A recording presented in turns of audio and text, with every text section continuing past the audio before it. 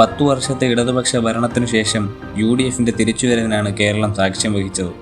ക്ഷേമ പ്രവർത്തനങ്ങളും വികസന പ്രവർത്തനങ്ങളും വിവിധ മേഖലയിൽ എത്തിക്കുക എന്നതാണ് ഒരു സർക്കാരിൻ്റെ പ്രധാന ഉത്തരവാദിത്വം. എന്നിരുന്നാലും ജനവിധി ഇത്തവണ UDFനൊപ്പമായിരുന്നു. ഏതൊരു സർക്കാരും അധികാരത്തിലെത്തുക നിരവധി വാഗ്ദാനങ്ങളിലൂടെ ജനങ്ങൾക്ക് പ്രതീക്ഷകൾ നൽകിയ ശേഷമാണ്. ചിലപ്പോൾ നിലവിലെ സർക്കാരിനെ കൊണ്ട് പൊറുതിമുട്ടുമ്പോഴുള്ള പ്രതിഷേധമായും ജനങ്ങൾ വോട്ട് ചെയ്യാറുണ്ട്. എന്തായാലും ഒരു പുതിയ സർക്കാരിൽ ജനങ്ങൾ ഒരുപാട് പ്രതീക്ഷകൾ വയ്ക്കാറുണ്ട്. ഈ വീഡിയോയിൽ പറയാൻ ആഗ്രഹിക്കുന്നത് കേരളത്തിന് പുതിയ ഉണർവേകും എന്ന ലക്ഷ്യത്തോടെ UDF ജനങ്ങൾക്ക് മുമ്പിൽ വെച്ച 5 വാഗ്ദാനങ്ങളെ പറ്റിയാണ്. 5 ഇന്ദിരാ ഗ്യാരണ്ടികൾ എന്നാണ് UDF ആ ഉറപ്പുകളെ വിശേഷിപ്പിക്കുന്നത്. ആ 5 ഉറപ്പുകൾ നടന്നാൽ കേരളത്തിൽ വിപ്ലവകരമായ മാറ്റങ്ങളാവും ഉണ്ടാവാൻ പോകുന്നത്. ജനങ്ങളുടെ ജീവിത നിലവാരം തന്നെ നല്ല രീതിയിൽ ഉയരും. ഗ്യാരണ്ടികൾ വാഗ്ദാനം ചെയ്ത് അധികാരത്തിൽ വന്ന UDF സർക്കാരിന് അവ എത്രയും പെട്ടെന്ന് നടപ്പിലാക്കാൻ സാധിക്കട്ടെ. ഇനി നമുക്ക് ആ ഗ്യാരണ്ടികൾ എന്തൊക്കെയാണെന്ന് പരിശോധിക്കാം. അതിൽ ഒന്നാമത്തത് സ്ത്രീകൾക്ക് KSRTC ബസ്സിൽ സൗജന്യ യാത്ര എന്നതാണ്. കേരളത്തിലെ 3.5 കോടി ജനങ്ങളിൽ 52% മുകളിൽ വരുന്ന സ്ത്രീകൾക്ക് കേരളത്തിലുടനീളം സൗജന്യമായി യാത്ര ചെയ്യാനാവും. വീട്ടമ്മമാർക്കും വിദ്യാർത്ഥിനികൾക്കും മറ്റു തൊഴിൽ രഹിതരായതും സാമ്പത്തികമായി വെല്ലുവിളികൾ നേരിടുന്നതുമായ സ്ത്രീകൾക്ക് വളരെ ഉപകാരപ്രദമായ ഒരു സംവിധാനമാവും ഇത്.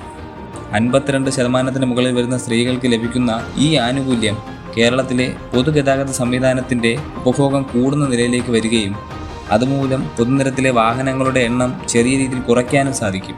അതിൻ്റെ ഫലമായി തന്നെ ഗതാഗത കുരുക്കിൽ നിന്നും അന്തരീക്ഷ മലിനീകരണത്തിൽ നിന്നും ചെറിയ രീതിയിൽ ആശ്വാസം ലഭിച്ചേക്കാം.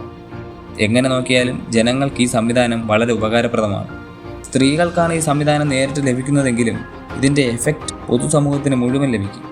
എത്രയും പെട്ടെന്ന് ഈ സംവിധാനം നടപ്പിലാവുമെന്ന് നമുക്ക് പ്രതീക്ഷിക്കാം.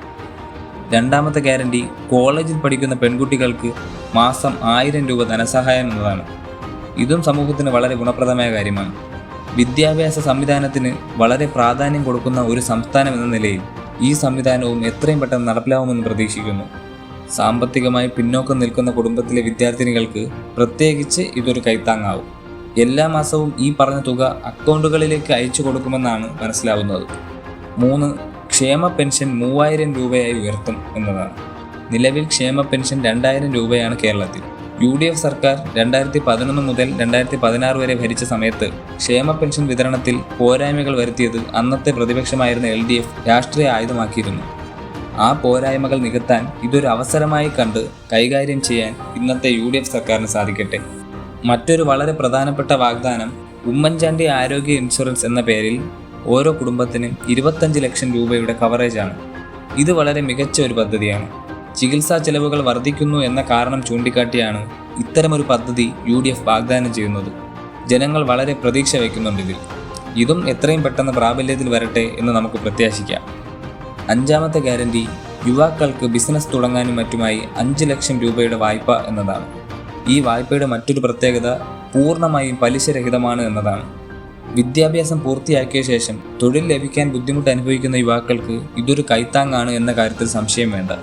ഇത് നടപ്പിലായാൽ നാട്ടിൽ വിപ്ലവകരമായ മാറ്റങ്ങൾ ഉണ്ടാവും. തൊഴിൽ രഹിതരായ യുവാക്കൾ വിദേശത്തേക്ക് പോകുന്നത് പരമാവധി കുറയ്ക്കാൻ ഇതിലൂടെ സാധിക്കും. ഈ 5 കാര്യങ്ങളാണ് ഇന്ദിരാ ഗ്യാരണ്ടികളായി UDF മുമ്പോട്ട് വെച്ച് അധികാരത്തിൽ വന്നത്. ഇതിൽ ഏത് ഗ്യാരണ്ടിയാണ് നിങ്ങൾ ഏറ്റവും കൂടുതൽ ആഗ്രഹിക്കുന്നത്? ഇതിനെപ്പറ്റിയുള്ള നിങ്ങളുടെ അഭിപ്രായങ്ങൾ കമൻറ്റ് ചെയ്യുക.